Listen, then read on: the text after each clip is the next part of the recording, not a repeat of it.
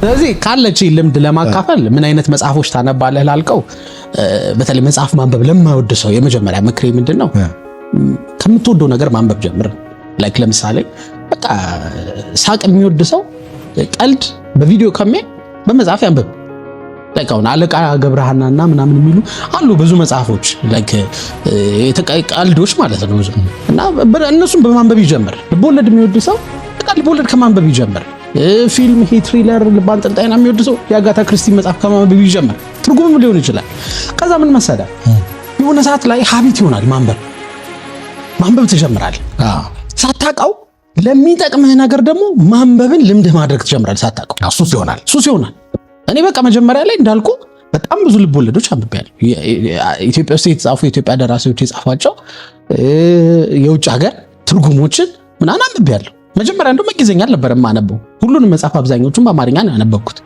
ከዛ በኋላ ግን ህይወት ላይክ ፌስ ታደርጋለች the right time ይመጣል ላይክ ትመረቃለህ ስራ መያዝ አለብህ መለወጥ አለብህ በዛ ሰዓት ልቦለድ አታነብም ሚኒስትሪ ስጨርስ 12 ስጨርስ ካምፓስ ብሬክ ላይ ምናምን ልታነብ ትችላለህ ልቦለድ የሚያዝናና ነገር ላይፍ ግን ፊት ለፊት ሲሪየስ ይሆንብህ በዛ ሰዓት ህይወትህን የሚቀይር ነገር የሚጠቅምህ ነገር ነው የምታነበው ሶ መጀመሪያ ሰልፍ ሄልፕ ቡክ ነው ማንበብ የጀመርኩት ራስህን እንድትቀይር የሚያደርጉ መጽሐፎች አሁን ደስ የሚለው ይሄ ወቅት ብዙ በአማርኛ የተረጎሙ አሉ ማንበብ ለሚፈልግ ሰው ማለት ነው በእንግሊዘኛም ብዙ አሉ ላይክ በትንሹ ቲንክ ኤንድ ግሮው ሪች ላይክ የነ ጂም ሮን መጽሐፎች የነ ብራያን ትሬሲ በተለይ ብራያን ትሬሲ ከ10 መጽሐፍ በላይ አንብቤለታል በጣም በቃ አድርገህ እዛ ያነበብከውን ነገር ስታደርጋቸው ፈጣን ለውጥ የሚሰጡ ፕራክቲካል ነገሮች የተካተቱበት መጽሐፍ ነው ብራያን ትሬሲ ደም ባንድ ወቅት አንብቤው ላይክ በወቅቱ የነበረኝን ገቢ 10 እጥፍ አሳድጌያለሁ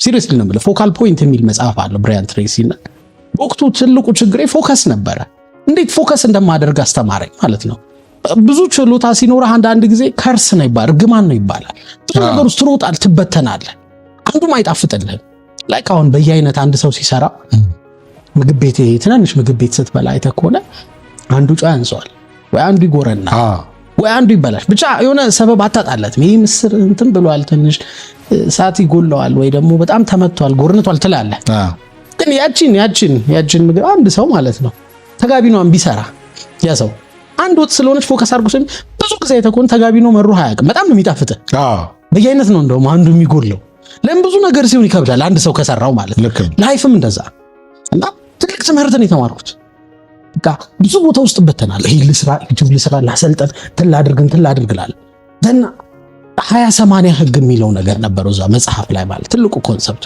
ያንተን ትልቁ ገቢን የሚያመጡት ነገሮች 20%ዎቹ ናቸው 80% ገቢን የሚያመጣ ግን አንተ 20% ገቢ የሚያመጣህ ነገር 80% ሰዓት ሰጥቷል ማለት መሰለ 8 ሰዓት ሰርተህ 20 ብር ነው የምታገኘው ግን አንተ ብታውቅበት 2 ሰዓት ሰርተህ 80 ብር ልታገኝ ይችላል ቶታል ሶ ምን ማለት ነው ያቺን 2 ሰዓት ጠንቅቆ ስለመስራት ከተጨነቅ ያንን 80% ገቢ ወይም 80 ብር ያልኩት ታገኛለህ ማለት ለ20 ብር ግን 8 ሰዓት አትለፋም ማለት ነው the point በቃ ያንተ በጣም ጠንካራ ጎንህን ወቀው ነው የመጽሐፉ ትልቁ ዓላማ እና በወቅቱ በቃ እንዳነበብኩት አሁን ተራ ሐሳብ ሊመስል ይችላል ግን ፕራክቲካል ነገሮች አሉ እንዲያርግ ይልሃል ግን ሳደርገው 10 እጥፍ ታምነኛለህ ነገሮች ተቀየሩ ሶ ምልልህ ነው እነዚህ መጽሐፎች ከማንበብ በላይ ሰው አንድ መጽሐፍም እንኳን አንብቦ አንድ ምክር ሰምቶ እኮ ህይወቱን እስከመጨረሻ ይቀየራል ለጠቢብ ሰው አንድ ቃል ትበቃል ይችላል አባቶች ቴንክ ዩ ማንበብ የሚጠቅምህ ምንድነው አይምሮን ያሰፋል በቃ ስልቶን አለ አትሸወድም ላይክ ነገሮች በቀላሉ አይሸውዱህም ህይወት ላይ የሆነ ያህል ብስለት ይኖራል ነገሮችን የምታይበትን ነገር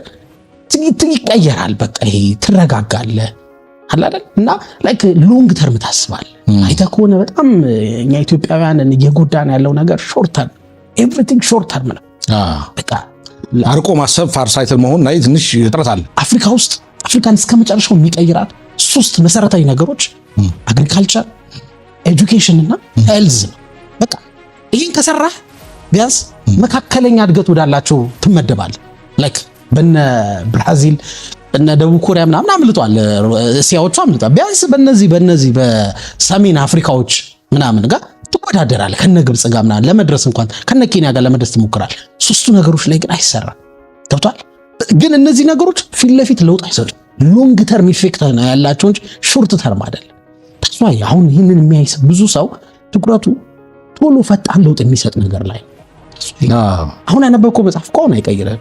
ልክ ነው። አሁን የምትሰራት በጊዜ ሂደት ነው። አሁን የምትሰራት ስፖርት እኮ ምንም አትቀይርህም። ያችን ስፖርት ግን ለምሳሌ የአንድ ደቂቃ ኦር የ10 ደቂቃ ስፖርት ለአመት ብትሰራው ግን ጡንቻህ ይቀየራል። የአመቱን ስፖርት አንድ ቀን ብትሰራው ስትራፖ ነው የሚሰራው። ስፖርት ፈጣን ለውጥ እንደውም አንድን ነገር ጥሩ ነው መጥፎ ነው ማለት ያለብን በሚሰጥህ የለውጥ ጊዜ ነው። ለምሳሌ ሲጋራ ስታጨስ እዛው ነው የሚያረጋጋ፣ ስትቀብዛው ነው ላይክ መነቃቃት የሚሰጥህ፣ ስትጠጣ እዛው ነው የሚያሞቅ የሚያግል አይደል? ጠቃሚ ነገሮች ግን ፈጣን ለውጥ የላቸው።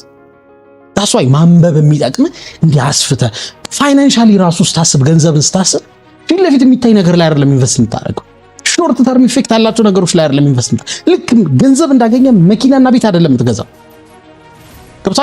ማለት እይታ ሁሉ ይቀየራል ለነገሮች አለ። በቃ ኢንቨስት ስለማድረግ ራስህን ብቻ ሳይሆን ሀገርህን ስለመቀየር ለሌሎች ስለመትረፍ ማንበብ የሚጠቅም እሱ ነው። ሌላ ምንም አይደለም። ላይክ አሁን ብዙ አንብበህ ለማውራት ምናምን ሳይሆን ለሌሎች እንድትተርፍ ያደርጋል። አይምሮህን ያሰፋዋል። ላይክ አንድ አባት ለልጃቸው ምን አሉት? የኔ ልጅ ምንም አይደለም ተንሳፈፍ፣ በሐሳብ ትልቅ ህልም ይኑር፣ ከባባድ ነገሮች አስብ ምናምን ተንሳፈፍ፣ ምንም አይደለም። ፎቅም እኮ አየር ላይ ነው የሚሰራው፣ ግን ያ ፎቅ እንዲቆም መሰረት ያስፈልግ፣ ፋውንዴሽን ያስፈልግ። ሶ ህልምህን ደግሞ መሰረት ታስይዘዋለህ። መጀመሪያ አልም ችግር የለም ይሉታል። ሶ ምንድነው ሞቲቬት ብትሆን ምንም አይደለም። ህልም ቢኖርህ ትልቅ ዓላማ ብታወጣ ምንም አይደለም። ከዛ ግን ያንን ለማሳካት ግን ምን እያደረክ ነው ተፖይንት። ሶ ኖሌጅ የሚያስፈልግ ለዛ ባይዘው እኛ ሀገር በጣም አንደርሬትድ የሆነ ነገር ነው እውቀት። ምን መሰለህ ላይክ ሲስተሙ ይሁን አላውቅም፣ ላይክ ሪሰርች ይጠይቃል። ላይክ ይሄንን እርግጠኛ ሆኜ መናገር አልችልም፣ ግን አንተ ከሆነ አየሩ ላይ ይሄ የሚናፈሱ ቪዲዮዎችን ስታይ የሰዎችን ዲያሎግ ስትሰማ ምናምን እውቀት ያላቸው ሰዎች የተማሩ ሰዎች ምናምን ቦታ የላቸውም እኛ ሶሳይቲ ላይ። አሁን ሰው በምንም አድርጎ በሾርት ከትም ተጠቅሞ ይለፍለት ነው ፖይንት፣ ይሳካለት ነው።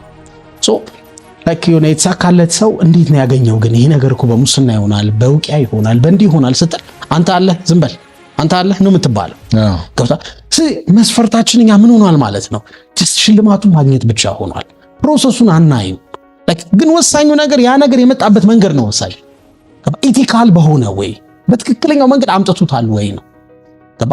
ነገሮች ሲስተካከሉ ግን ዕውቀት ቦታው መያዝ ሲጀምር ግን ገባ?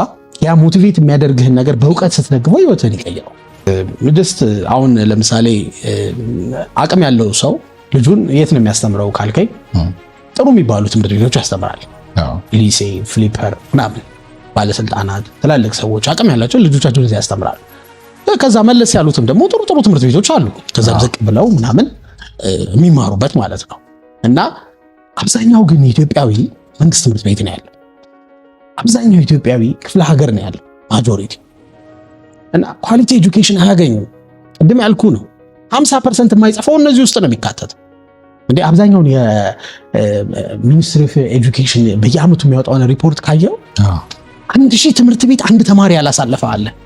ለካ አስበው 12ኛ ክፍል አንተ 600 ተማሪ አስተምረህ የመንግስት ትምህርት ቤት አንዱም አያልፍም። ይሄ የሆነው አንድ ትምህርት ቤት አይደለም፣ 1000 ትምህርት ቤት ተረፈረፈ ማለት ነው። ይሄ ልጅ 12ኛ ክፍል እስኪደርስ ቤተሰቦቹ ስንት ዋጋ ከፍለዋል አይደል? ወላጅ ስንት ነገር አድርጓል። ልጅ ስንት ዋጋ ከፍሏል እዛ ጋር ለመድረስ። በቃ ኳሊቲ ኤጁኬሽን ስለማያገኝ የመንግስት ትምህርት ቤት ስለሚማር መምህራኖቹ ኬርለስ ስለሆኑ ሬክለስ ስለሆኑ ላይክ በሚፈለገው ልክ ኳሊቲ ነገር ስለማያገኝ ፈተናውን ይወድቃል። ዩኒቨርሲቲ አይገባም። ዩኒቨርሲቲ የሚገባው 3% ነው። ከመቶ ሰው 3ቱ ነው የሚያልፍ። እነዚህ 3 ሰዎች ደግሞ እነማን ናቸው ካልከኝ የግል ትምህርት ቤት የሚማሩ ልጆች ናቸው። ሶ ዴር መስት ቢ በቃ ኤጁኬሽን ዲሞክራታይዝ መሆን አለበት። እኩል መዳረስ አለበት ለሁሉም ሰው፣ እንደ አየር እንደ ውሃ እንደ እንትን ሁሉም ሰው አክሰስ መሆን ሊኖር ይገባል። ያኔ ተወዳደራለህ። ሜዳው እኩል ሲሆን አንተ ከላይ ወደ ታች የምትጮት ከሆነ እኔ ከታች ወደ ላይ የምትጮት ከሆነ እንዴት ነው ማሸነፍ? እንዴት ነው ጎል ማገባው? ከላይ ከጠለትከው እኮ ገባ በቃ ባጠልዞም ይወርዳል። እኔ ግን ወደ ላይ ሽቅብ ለመምታት አልችልም። ሶ አብዛኛው ማህበረሰባችን ላይ ያለው ተማሪ በዚህ አይነት ሲቹዌሽን ላይ ነው ያለው። እንግሊዘኛ ለማወቅ አይችልም። እስከ 7ኛ ክፍል ጎበዝ ይሆናል። ልክ 7ኛ ክፍል ላይ እንግሊዘኛ ሲሆንበት ኤቭሪቲንግ ይቀየርበታል። ሰነፍ ይሆናል። ገባ? ያ የግል ትምህርት ቤት በእንግሊዘኛ ሲማር ያደገው ልጅ ውጤቱን ይሰጣል። ሶ ይሄ ነገር መቀየር አለበት ነው አላማዬ። ፊውቸር ኤክስን ያስጀመረኝ አላማ ሶ ምንድነው?